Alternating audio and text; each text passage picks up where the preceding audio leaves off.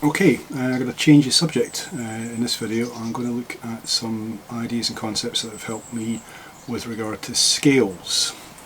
So before you switch off and decide that you don't really want to watch a video about scales, I hope you can stick with me, because this is stuff that I found very useful in terms of organising material on the fretboard and just generally becoming more familiar with scales. And I found it's helped soloing and just general fretboard navigation. So the whole lesson really is built around two concepts. The first is more playing in position, using pretty standard scale fingerings that I think a lot of you will probably already know. And the second is thinking much more horizontally along the fretboard, particularly looking at the concept of playing on single strings. So let me start off by looking at the more in position, more vertical thinking. When we first learned scales, or certainly this was the case with me, it was out of a book accompanied by some one-to-one guitar lessons where I was shown various fingerings, and I didn't really know the notes on the fretboard at all at that point. I think I maybe knew a few on the low E string, and it was a very visual approach to the fingerboard. And as I started looking at other scale types, I was pretty much a blues scale pentatonic player at that point, and I was looking at things like major scales and other types of scale like harmonic minor, for example. I wasn't really very sure of the sound of the scales, and therefore I was very dependent on a visual approach to the fretboard. So diagrams in books were quite helpful, or diagrams that were written out by my then teachers were very helpful, but I didn't really know the scales terribly well, and I found it quite difficult to improvise with them. So some of the concepts we're going to look at today are really ones that through trial and error I've found have been very helpful with scales. So let's think about this idea of positional scale playing. If you've developed as a player beyond looking at maybe the more traditional scales that you start with, particularly on electric guitar, things like the blues scale, pentatonic scales, and you're beginning to explore things like major scales, harmonic minor scales, even some of the symmetrical scales like diminished, you're probably working with fingering patterns that you've been given. This was certainly the case with me. And I'm going to start by just using a major scale shape that I think you probably all know or have come across. And I'm going to do this in A, starting around about 4th position on the fretboard. So if you know this scale shape, which is a pretty common scale shape on guitar,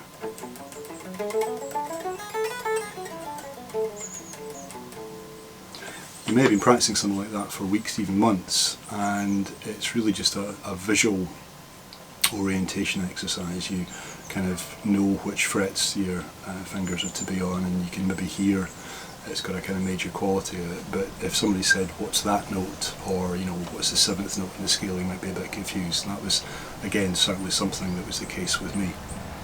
So what I wanted to do was to try and find a system whereby I could shift scales as I would need them for improvising, but be a little bit more aware of what the notes were and also the difference between scales. So I'm going to take a very simple example. I'm going to go from an A major scale to an A Dorian mode or scale. Modes are just scales in their own right. And look at the way people might learn these first, perhaps out of a book or some diagrams somebody's given them. If somebody says play A major, they can perhaps use that scale shape we just used. And then if they said, right, play A Dorian, you might play. Now that's the sort of basics of what I'm going to be looking at here, which is that you play different scales from the same position on the neck, rather than sort of having one fingering for maybe A major and then a completely different fingering somewhere else on the fretboard for A Dorian. And one exercise I found was very helpful, even when I wasn't terribly sure of all the different notes I was playing that were relevant to each scale, was I'd play the first scale, usually did 2 scales at a time,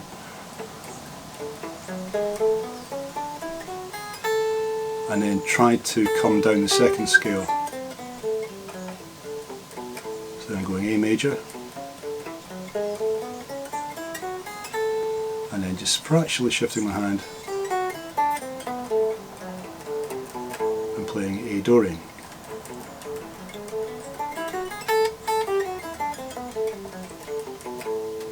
Even if initially that's just a visual thing that you're mapping out where your fingers have to go, that has a lot of benefits because it means you're able to shift scales pretty much in the same position. I may have shifted a little bit there to facilitate fingering, but I'm basically thinking of all that around the 4th, 5th position area on the fretboard.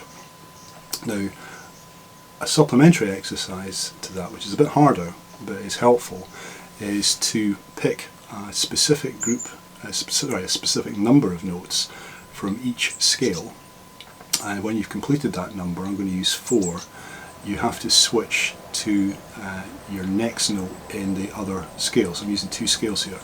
Let me just play that slowly so you can hear it. I'm going to start out with 4 notes from the A major scale.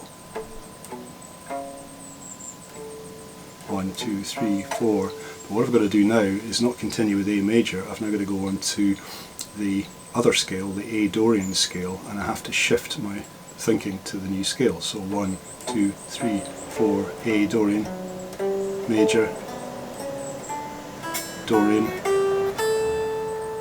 Do it again slowly. 1, 2, 3, 4. That's major. 1, 2, 3, 4, Dorian. 1, 2, 3, 4, major, Dorian, etc.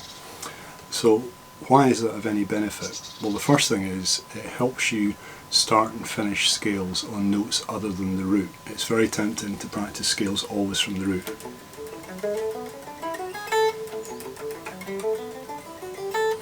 But you're not going to improvise like that very often.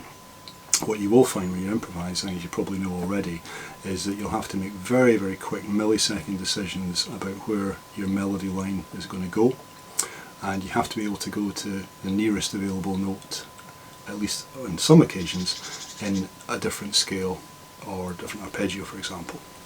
So knowing where these notes are is really important. So this idea of playing 4 notes, 1, 2, 3, 4, first scale, 1, 2, 3, 4, second scale, 2, 3, 4, first scale, 1, 2, 3, 4, second scale, is very, very helpful for that. And of course you can play the exercise descending. If I go from major,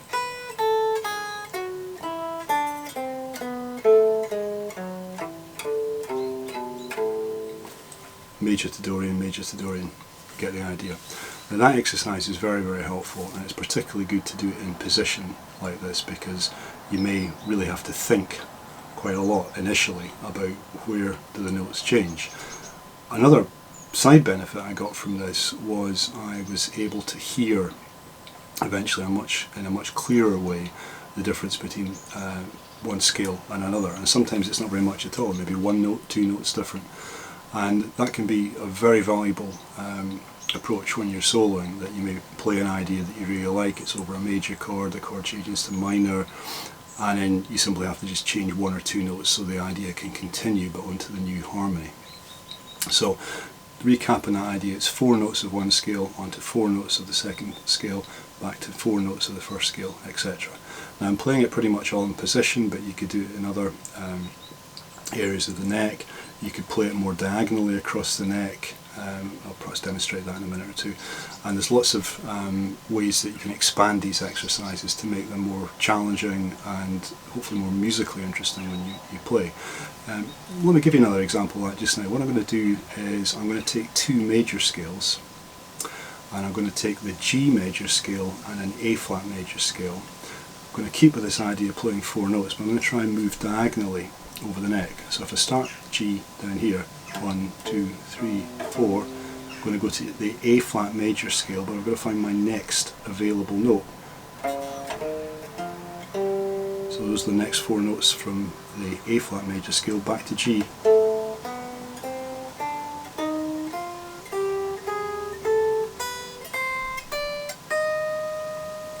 And if you play that back, hopefully you'll hear They've gone from G major to A flat major to G major to A flat major, but I'm trying to keep the line going in the same direction. Equally, I could do it in reverse. So I'm going to start from a high D, but I'm thinking of the G major scale. 1, 2, 3, 4.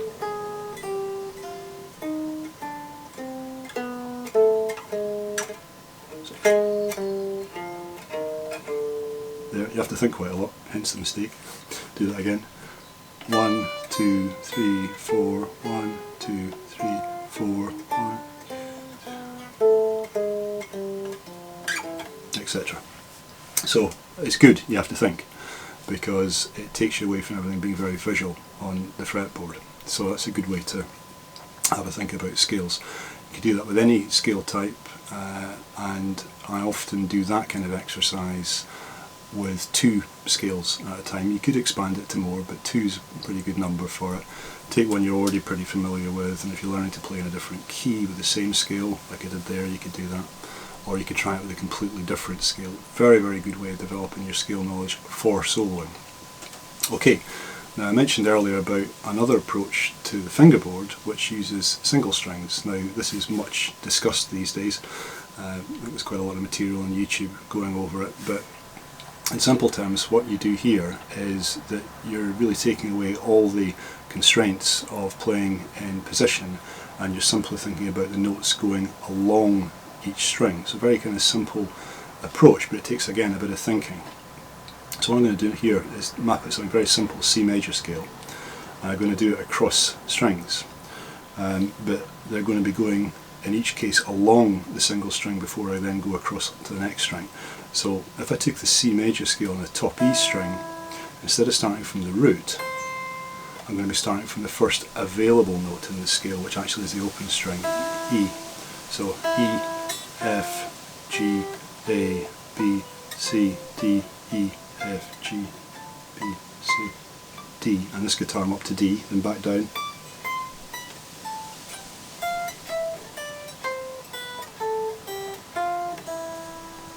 Now, you don't need to worry at all about fingering with anything like that. It probably looked pretty ungainly as I was playing it. It's simply so you get the location of the notes, and it's completely away from the very visual kind of positional stuff that you may already be familiar with. And then what you do is you take the same approach and you go on to the next string. And again, I'm just going up the string there from the first available note in the scale, which is B, and the first root is actually on the first fret, so B, C, D, E, F, G, A, B, etc. You get the idea. I won't do it on every single string. Speed doesn't matter with this either. It's really about getting where the notes are located. And again, it begs the question, why is this worth doing? It seems like a lot of work. It is a bit of work, but it's well worth doing, because what it will do is it will make your understanding of the scales a lot better. For example, it's very easy to see what the interval distances are between scale tones, perhaps in a way more like a piano player might see it when they look down on the keyboard. We can now kind of do that on guitar. And also it's incredibly helpful when you start doing these exercises, a bit like the earlier one, where you play perhaps 4 notes of one scale and you move on to 4 notes of another scale. So this video really is a bit of a teaser about what you can do with that kind of approach. I'm not going to go into much more depth about it just now, but if you've been working on scales for a while and are finding just randomly sort of going through scale position fingerings isn't really helping that much, or you feel a bit frustrated with your progress as it's applied to soloing, give these exercises a try. I think you'll find them very helpful. Okay, I'll do more scale stuff in future videos too. Okay, thanks for watching.